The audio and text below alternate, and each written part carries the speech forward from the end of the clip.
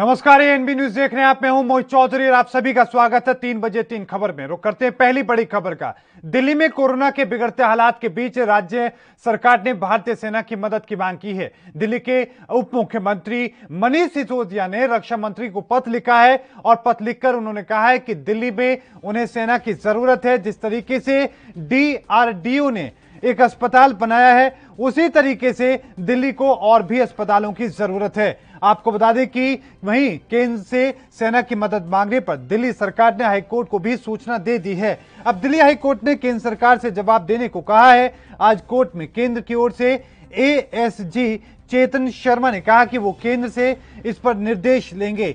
आपको बता दें कि दिल्ली में बेड्स की किल्लत के बीच केंद्र की तरफ से ही सरदार पटेल कोविड सेंटर बनाया गया था, जहां ऑक्सीजन बेड्स की भी सुविधा है और ITBP इसका संचालन कर रही है। दिल्ली सरकार भी अपने स्तर पर बेड्स बढ़ाने की कोशिश कर रही है।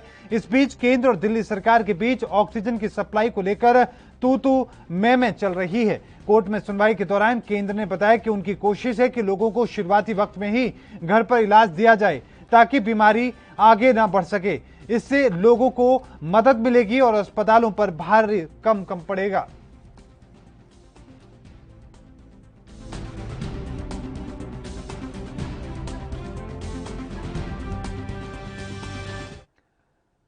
और इसी पर और ज्यादा जानकारी के साथ राजीव तिवारी हमारे संवाददाता हमारे साथ लाइव जुड़ चुके हैं। राजीव, दिल्ली ने सेना की मांग की है, कोर्ट में भी पहुंच चुकी है, क्या कुछ अपडेट है, एक बार विस्तार से बताएं।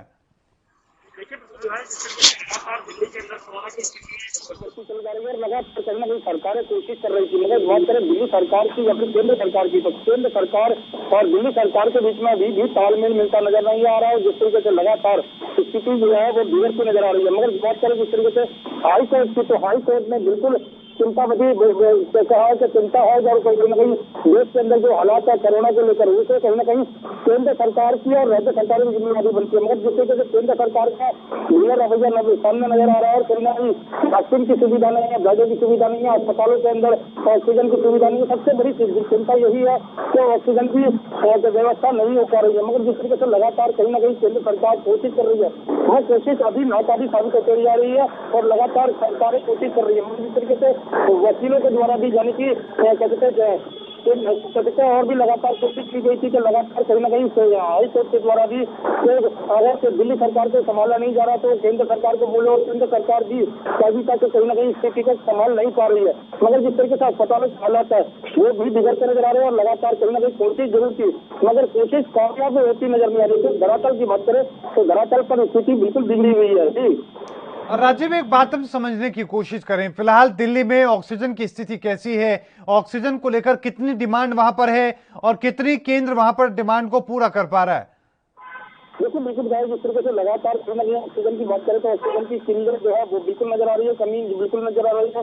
मगर जिस तरीके से केंद्र सरकार की तरफ से अब 490 मैट्रिक टन दी जाएगी, मगर कहीं ना कहीं 700 से ज्यादा मैट्रिक टन के लिए दिल्ली के लिए कहीं ना कहीं जरूरत है, मगर अभी भी पूरी सुविधाएं नहीं मिल रही है। मगर बात करें जिस तरीके से कालाबाजारी की, तो कालाबाजारी बिल्कुल की जा रही है। ऑक्सीजन के सिलेंडर जो है वो निरंतर बाहर बिकते नजर आ रहे हैं, क्योंकि लगभग 15,000 से लगभग 50,000 तक के लिए ऑक्सीजन सिलेंडर जो है बिकते नजर आ रहे हैं। मगर बात करें जिस तरीके से वैक्सीन की, तो वैक्सीन की सुविधा वहाँ बिल्कुल नहीं है दिल्ली के अंदर। मगर जिस तरीके से आज से 1 तारीख से यानी कि जो टीकाकरण स्टार्ट करना था, अब वो टीकाकरण यानी कि आज 3 तारीख से स्टार्ट किया गया है। मगर देखना है कि टीकाकरण जो है वो लगभग कितने लोगों तक पहुंच पाता है, क्योंकि अभी तक भारत की जो वैक्सीन है वो कहीं ना कहीं गायब होती नजर आ रही है। कहीं ना कहीं वैक्सीन जो है वो जनता तक मिलनी चाहिए, मगर अभी तक पूरी सुविधाएं नहीं मिल पा रही है, जिसकी वजह से कहीं ना कहीं दिल्ली सरकार अपने हाथ खाली करती नजर आ रही है। क्योंकि जिस तरीके से लगातार कोरोना की गिनती बढ़ रही है, इससे साफ जाहिर है स्थिति बिगड़ती हुई नजर आ रही है। जी राजीव, एक बात और हम समझने की कोशिश करें कि जिस तरीके से लगातार तू मैं कर रही हैं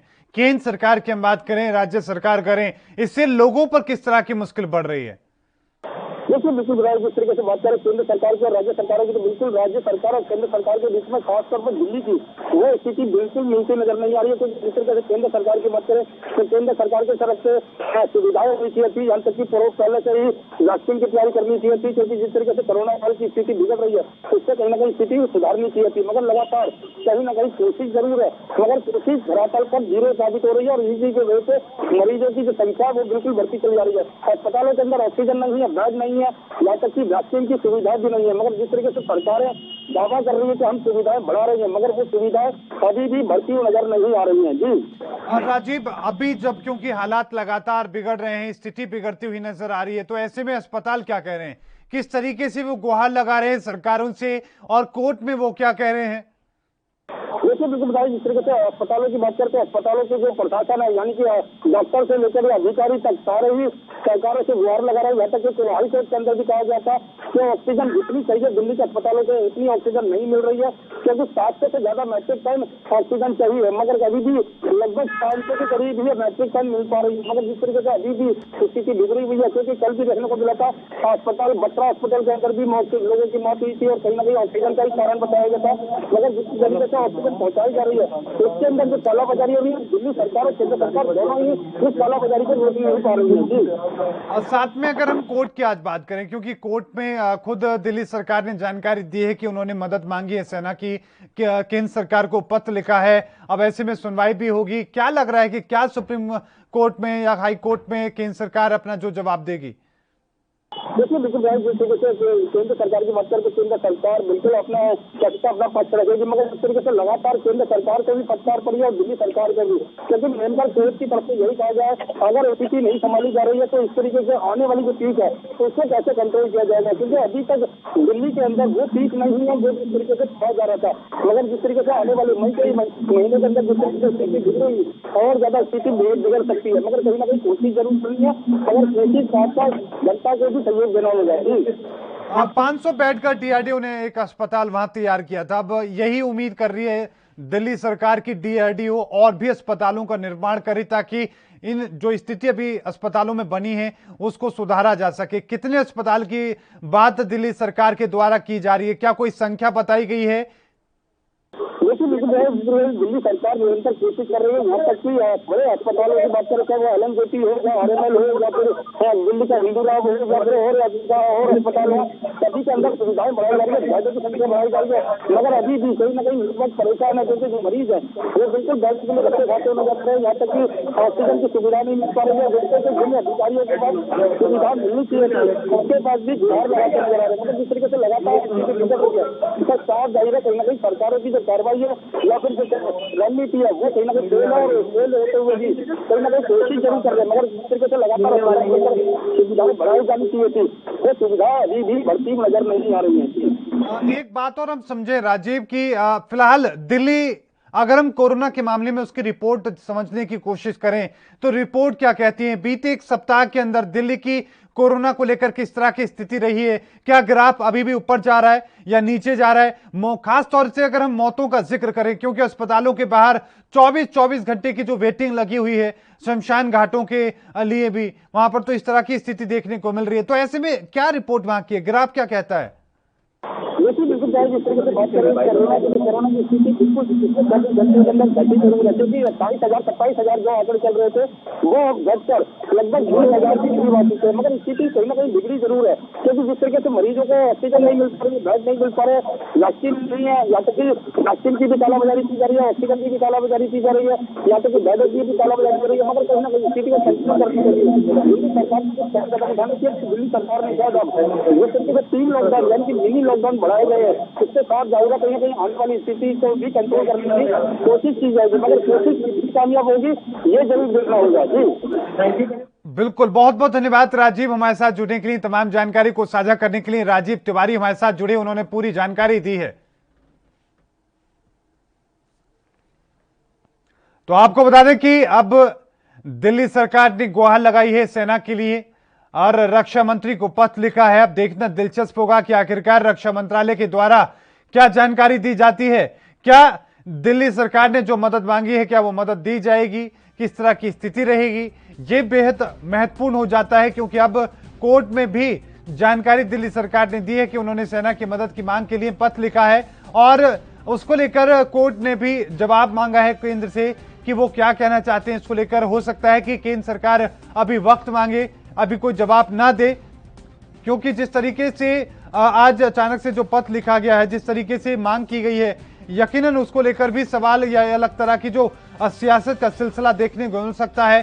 क्योंकि इससे पहले की अगर हम बात करें तो लगातार केंद्र सरकार और राज्य सरकार के अंदर बीच में तू मैं की जो स्थिति बहुत ज्यादा देखने को मिली। लेकिन जब हालात बहुत ज्यादा बिगड़ चुके हैं, ऐसे में सभी की नजरें इस बात पर है कि कैसे इन हालातों से निकला जा सकेगा, कैसे इन हालातों से बाहर निकले। क्योंकि अभी खासतौर से दिल्ली की अगर हम बात करें तो दिल्ली में जो स्थिति है बहुत ज्यादा अच्छी नहीं नजर आ रही है। लेकिन अच्छी बात यह है कि वैक्सीनेशन जो है खासतौर पर युवाओं का, 18 साल से ऊपर के लोगों का जो वैक्सीनेशन का सिलसिला है वो अब शुरू कर दिया गया है दिल्ली के अंदर। लेकिन अब क्योंकि कोर्ट के अंदर अब देखना दिलचस्प होगा कि क्या जवाब जो केंद्र की सरकार के द्वारा जो दिया जाता है। हालांकि आज इस पूरे मामले को लेकर अगर हम आज उसकी बात करें ऑक्सीजन की, तो आपको बता दें कि आज भी ऑक्सीजन की कई अस्पतालों में कमी बताई जा रही है। वहीं बीते रोज की अगर हम बात करें तो बीते रोज भी जो ऑक्सीजन की डिमांड जो दिल्ली सरकार के द्वारा की गई थी 490 मैट्रिक टन की, वो वहां पर नहीं पहुंच पाती, उससे कम वहां पर पहुंचती है।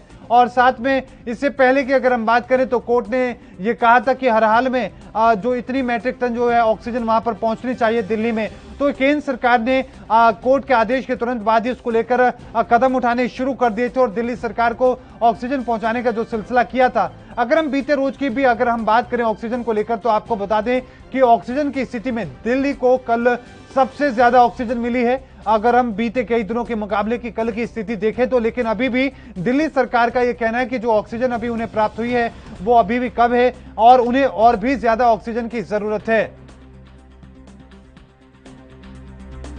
तो हालात बिगड़ रहे हैं, स्थिति बिगड़ रही है, उम्मीदें सबकी लगातार बढ़ रही हैं क्योंकि जिस तरीके से हालात बिगड़ रहे हैं सरकारों पर उम्मीद ज्यादा बढ़ जाती है। अब ऐसे में सरकार किस तरीके से इन तमाम बिगड़ते हुए हालातों को उनको कैसे सुधारते हैं, उनका कैसे समाधान किया जाता है, यही सबसे महत्वपूर्ण होता है। क्योंकि इस वक्त सभी की नजरें इसी बात पर है कि कैसे कोरोना नामी जो ये महादानव है इसे खत्म किया जा सके।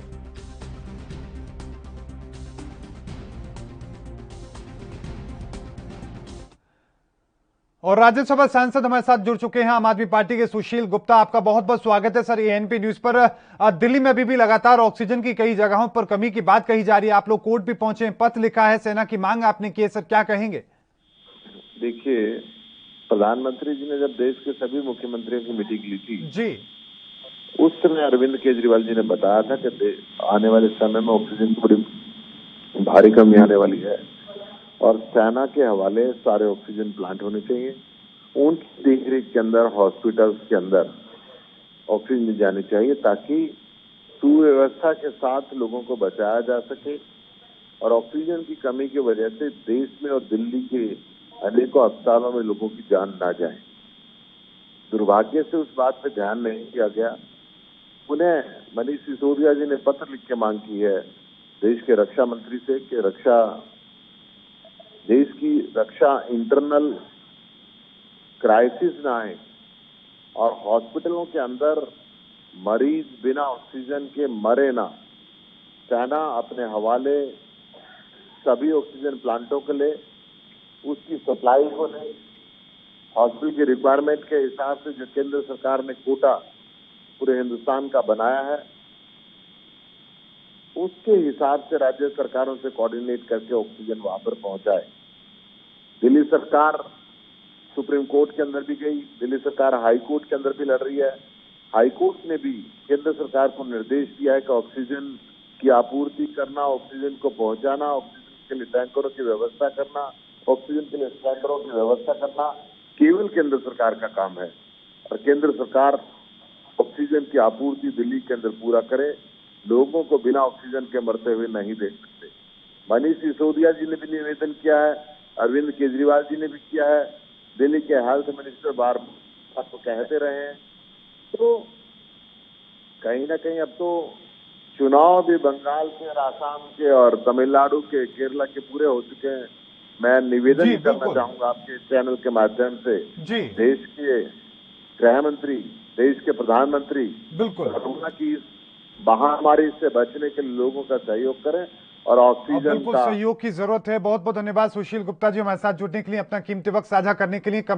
समय की कमी के चलते मैं और भी आपका कमेंट नहीं ले पाया, लेकिन इस बीच हम एक छोटे से ब्रेक के लिए रुकेंगे और ब्रेक के उस पार बाकी खबरों का रुख करते हैं।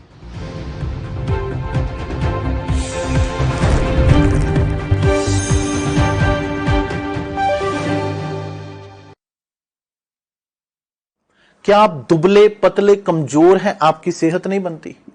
भूख कम लगती है, वजन नहीं बढ़ता? दरअसल मेन बात खाना पीना खाना नहीं है, मेन बात है खाया पिया लगना। और अगर खाया पिया लगेगा ही नहीं तो सेहत बनेगी कैसे? इसलिए हमारी संस्था सन्यासी आयुर्वेदा ने एक ऐसी दवा बनाई है जो कि आपके पाचन तंत्र को, आपके लीवर सिस्टम को ठीक करने का काम करती है, ताकि आप जो भी खाएं उसका पूरे का पूरा निचोड़ आपके शरीर को लगे, आपकी भूख बढ़े, खाया पिया सही से लगे, नया खून बने, हड्डियों में जान आए, वजन बढ़े, ताकत बढ़े, चेहरे पर नूर आए और आप मोटे तगड़े खूबसूरत पर्सनैलिटी के मालिक बन जाए। यह दवा पूरी तरह से आयुर्वेदिक होती है। इसका शरीर पर कोई भी साइड इफेक्ट, कोई भी नुकसान या दुष्प्रभाव नहीं होता। लड़के लड़कियां दोनों इसका इस्तेमाल कर सकते हैं और पहले 15 दिन के अंदर ही आपको इसका असर महसूस हो जाएगा। सिर्फ 650 रुपए की पूरे 1 महीने की दवा होती है और आप इसे घर बैठे 01145454545 पर फोन करके दवा मंगवा सकते हैं।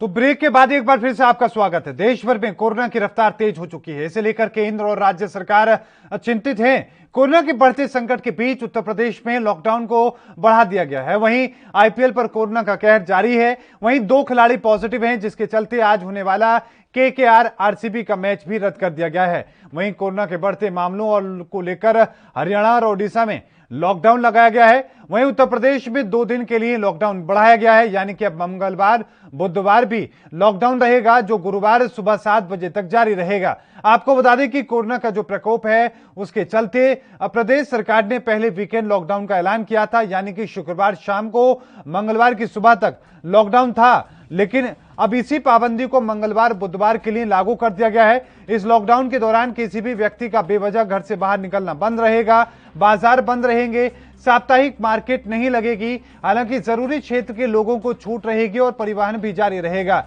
पंजाब में कोरोना संक्रमण के बढ़ रहे मामलों को लेकर सरकार ने 15 मई तक सभी गैर जरूरी दुकानें बंद करने का ऐलान किया है। सरकार के इस फरमान के बाद केमिस्ट की दुकानों समेत जरूरी चीजें, दूध, ब्रेड, सब्जियां, फल, डेयरी और पोल्ट्री उत्पादन, अंडे, मीट, मोबाइल रिपेयर आदि को कोविड पाबंदियों से छूट दी गई है। ये सब कोविड प्रोटोकॉल के पालन के अधीन है। इसके साथ ही लैब, नर्सिंग होम और अन्य सभी मेडिकल संस्थाओं पर भी कोई किसी तरह की कोई रोक नहीं होगी।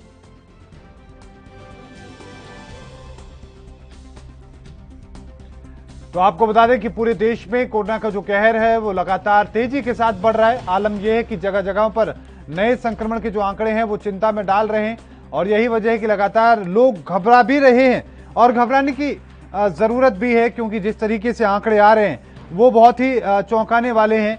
हर रोज नए आंकड़े आते हैं, चिंता में डालते हैं। लोगों की जो स्थिति है वो बिगड़ती नजर आती है और ऐसे में मौतों का जो सिलसिला है वो भी कम होने के बजाय बढ़ता जा रहा है। आपको यह भी बताते चले कि 4 लाख से ज्यादा नए आंकड़े सामने आने लगे हैं।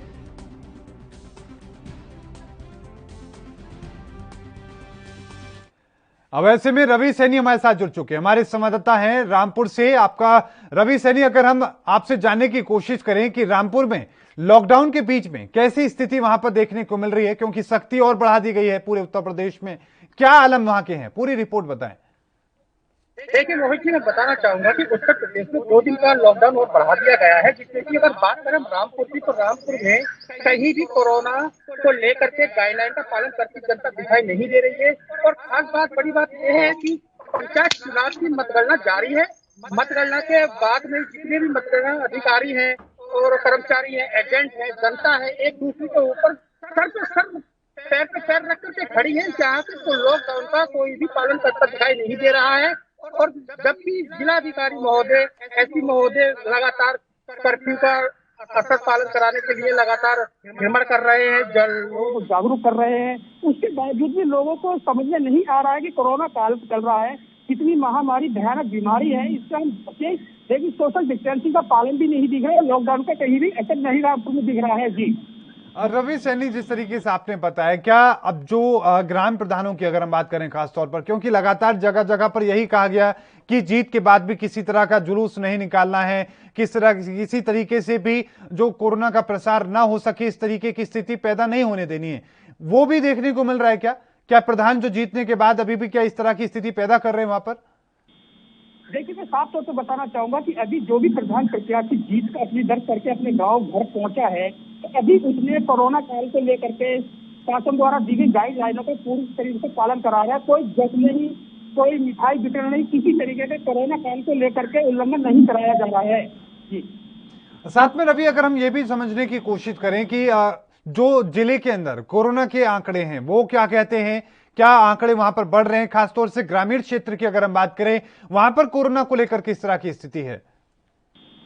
ये सही बात पूछी आपने कि जो रामपुर के अंदर है रोज 100, 150 लगभग अभी पिछले हफ्ते में 420 कोरोना पॉजिटिव केस पाए गए थे, जिसमें कि जिला प्रशासन भी काफी पूरी तरह से मुस्तैद हड़कंप को मचाए गए थे। लेकिन उसी की शासन द्वारा गाइडलाइनों का पालन कराने के लिए जो यहाँ से उच्च अधिकारी हैं पूरा सहयोग कर रहे हैं कि किसी तरीके से लॉकडाउन का पालन कराया जाए ताकि बढ़ते कोरोना की चैन को रोका जा सके।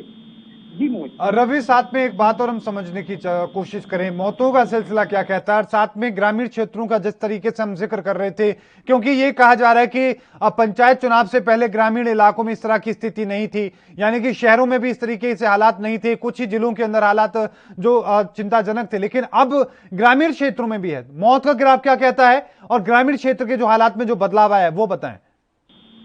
ग्रामीण क्षेत्रों का हालात का यही है कि सारी ग्राम पंचायतों में इस टाइम हलचल मची है।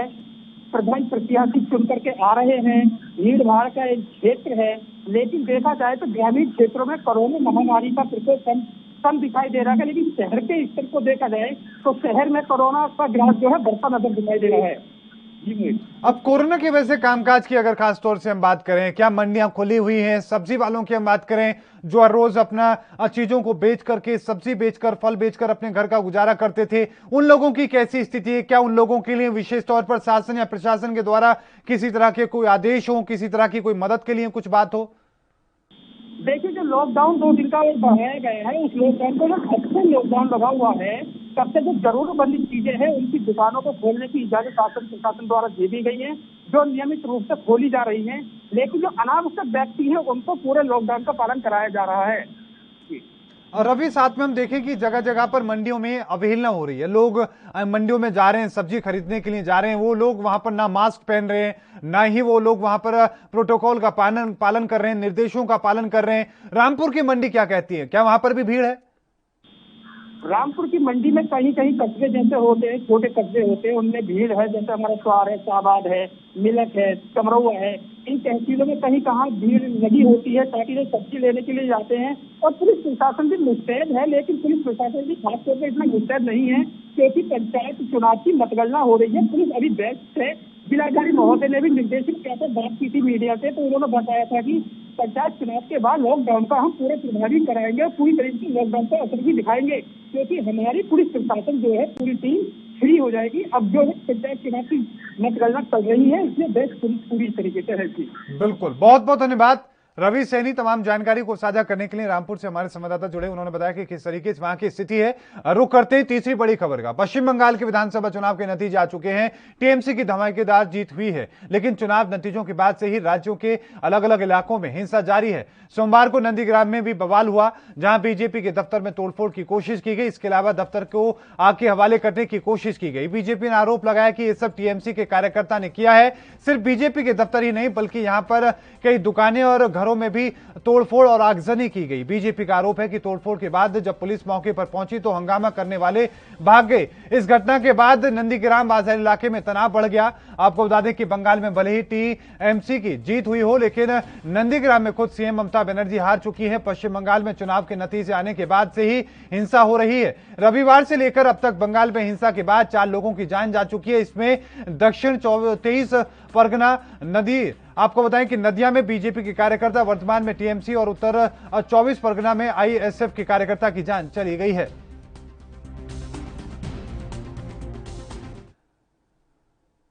और इस बुलेटिन में अभी के लिए इतना ही। ज्यादातर लगातार खबरों के लिए देखते रहिए एनपी न्यूज। मुझे दीजिए इजाजत। धन्यवाद।